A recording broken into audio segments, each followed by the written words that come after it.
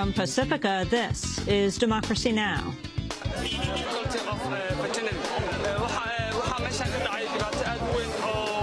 I was waiting for my exam results at the Ministry of Education this morning when I saw a vehicle crashing into the front checkpoint of the building and blew it off. I was with my brother when it happened, but I don't know where he is right now.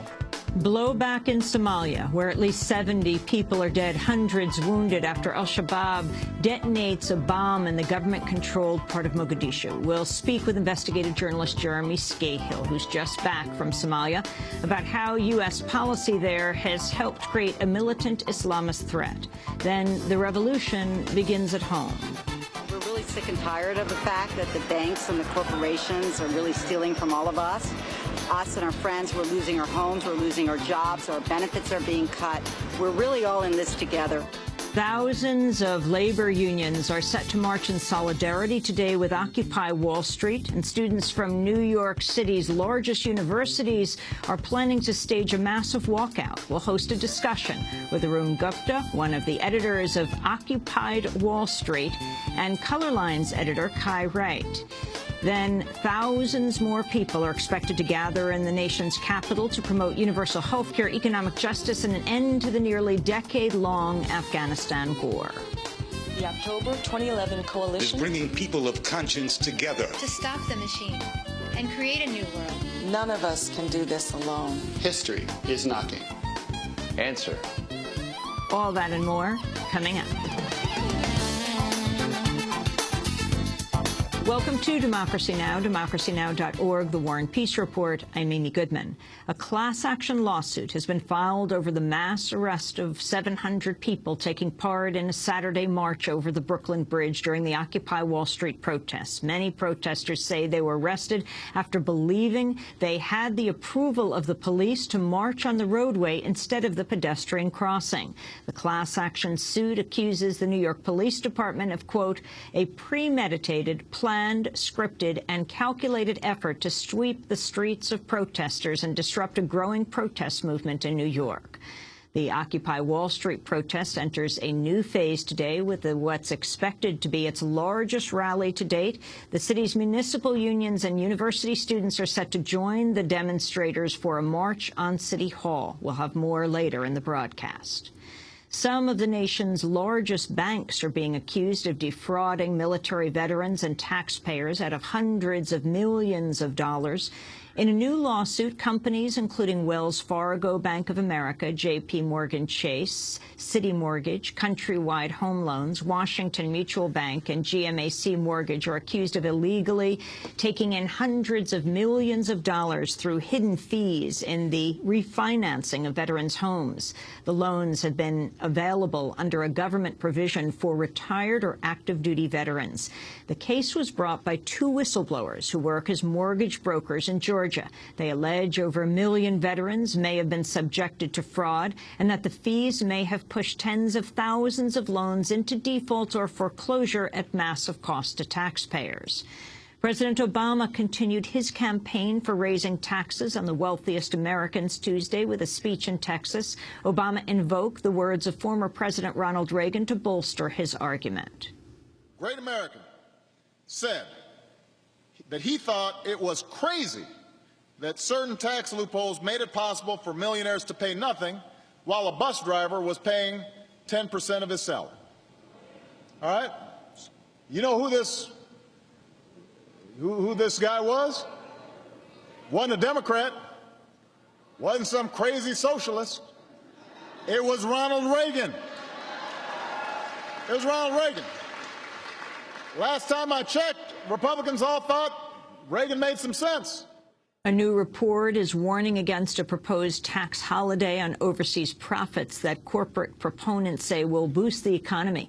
According to the Institute for Policy Studies, 10 major corporations fired workers right after enjoying a tax holiday in 2004 and 2005. Overall, 58 corporations cut over 600,000 jobs after collectively saving some $64 billion in taxes. Overseas profits are currently taxed at the 35% corporate rate. A proposed measure in the Republican-controlled House would reduce that to a one-time rate of just over 5%. A Texas man has been freed from prison after DNA evidence cleared him of a murder he did not commit.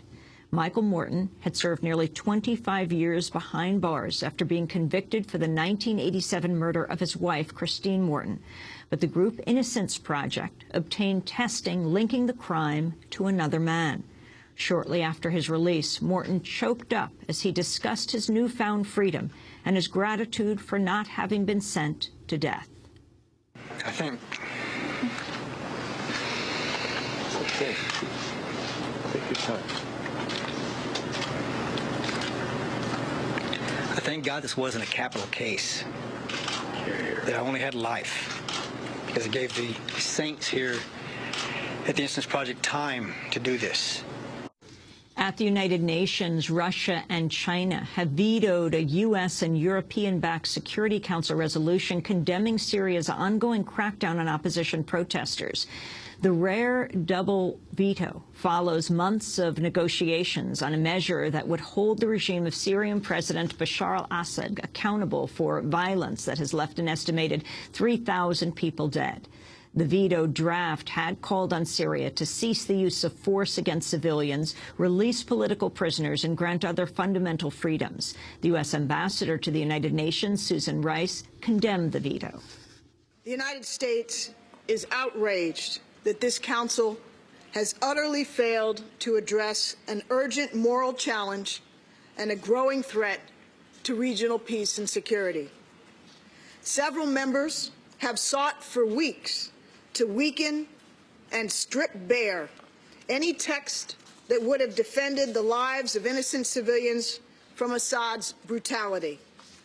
Today, 2 members have vetoed a vastly watered-down text that doesn't even mention sanctions.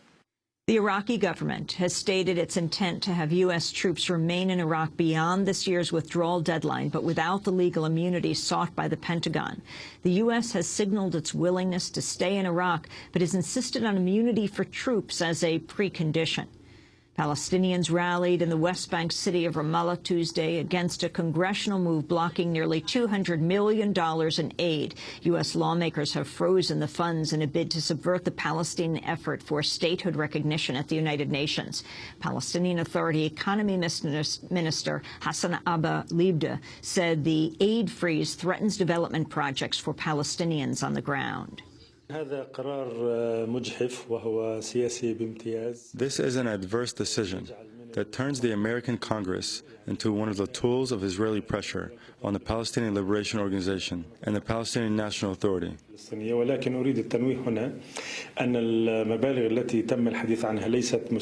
But I would like to stress that the amounts that are being talked about are not aid to the PNA, but funds to implement projects on the ground in the Palestinian territories.